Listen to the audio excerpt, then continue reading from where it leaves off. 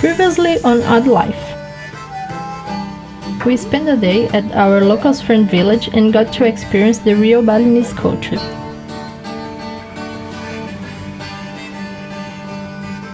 This series has subtitles in Portuguese and in English. In case you don't know how to activate them, click on this link to learn.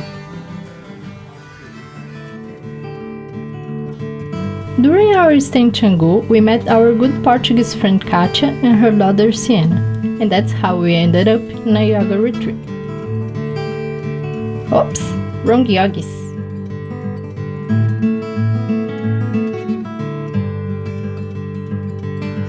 Catia is a yoga instructor that went to Indonesia to organize one of her retreats, where people from different countries get together to practice yoga and at the same time to experience a different culture. We've never planned to go to a yoga retreat, but sometimes we are surprised by the people we meet. So there we were, for 1 week experiencing something completely different for us and trying to enjoy life in a different way.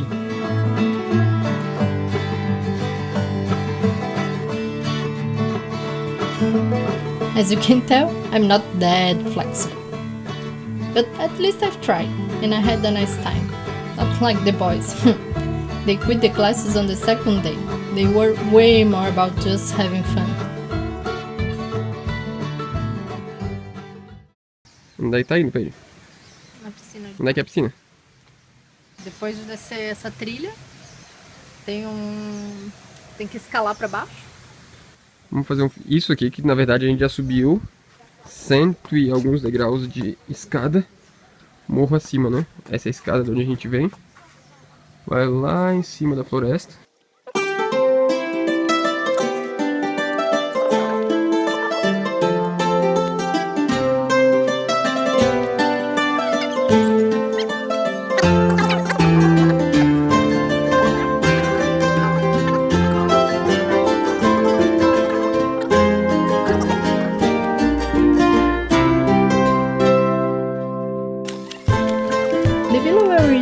For the retreat was amazing, in the middle of the forest with the view of the rice fields. Well, this is not our villa. As the group was too big, we were divided in 2 different villas that were connected by the shortcut that you guys just saw.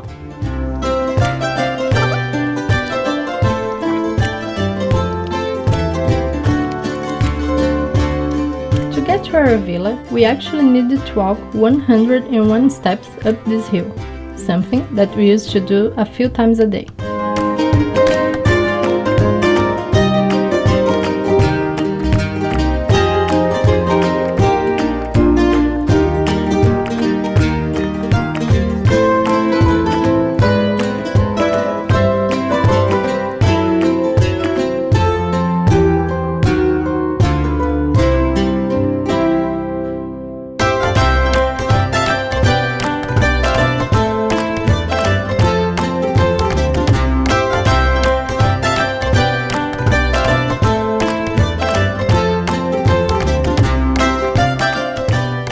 Our daily routine was simple.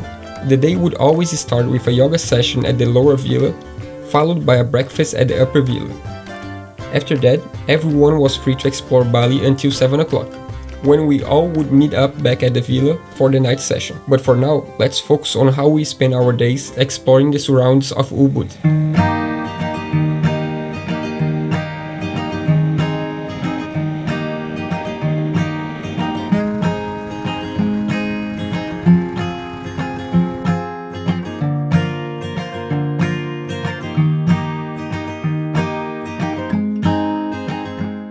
This is known as the Holy Spring Water Temple, and we were lucky to be there during a really important ceremony day.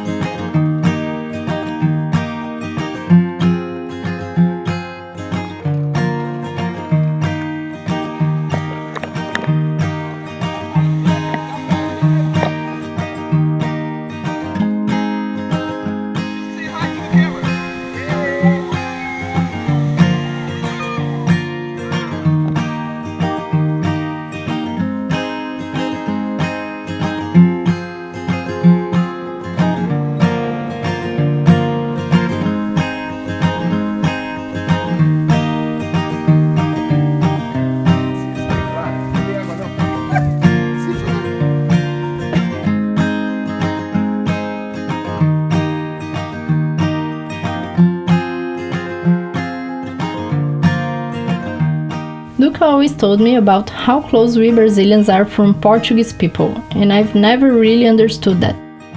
But this trip actually proved that he was right. Somehow, we were always together. It's amazing how similar we are, except for the funny accent. Respira, respira. Respira, nada vai acontecer. Nada vai acontecer? O que estás a fazer? Estou a fazer o cabelo dela. Uau! Respira. Of course, Bali has changed a lot over the past years, but one thing remains the same. The amount of temples is spread around the island. So, here we were, going to the third one in less than a week.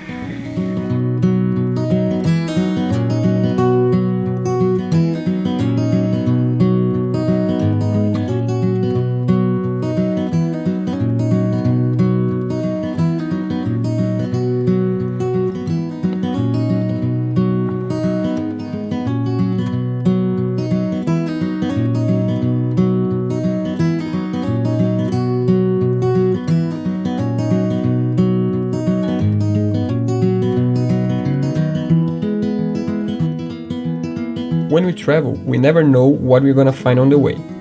This time, we got pulled over by a lady that was trying to get donations in exchange for some local offerings. Yes, okay. Now, you ceremony and Besakih. Yeah, just a minute, okay. Now donation. For all of us. More 50. This got no 50 too much. Too much. Okay, only this big, Sure. only this, yeah. Okay. Of course, we understand the importance of donations, but it's a little weird when someone tries to decide the amount of money you should donate.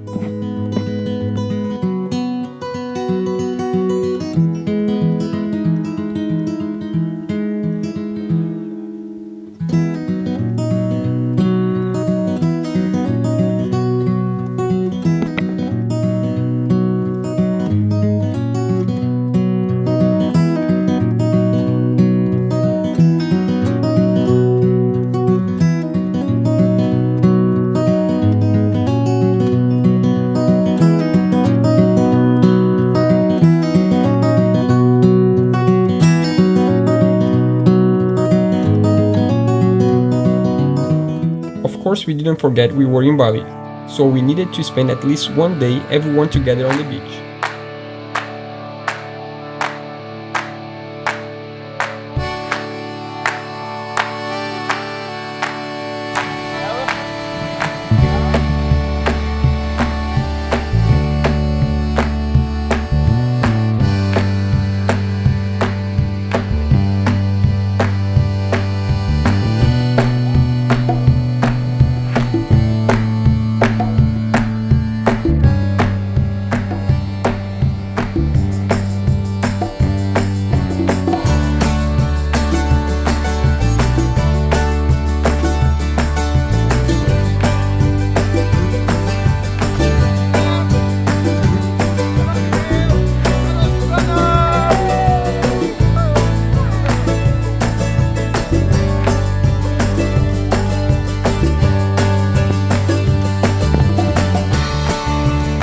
No matter how well you plan a trip, if you want to make the most of it, you need to be open for new plans.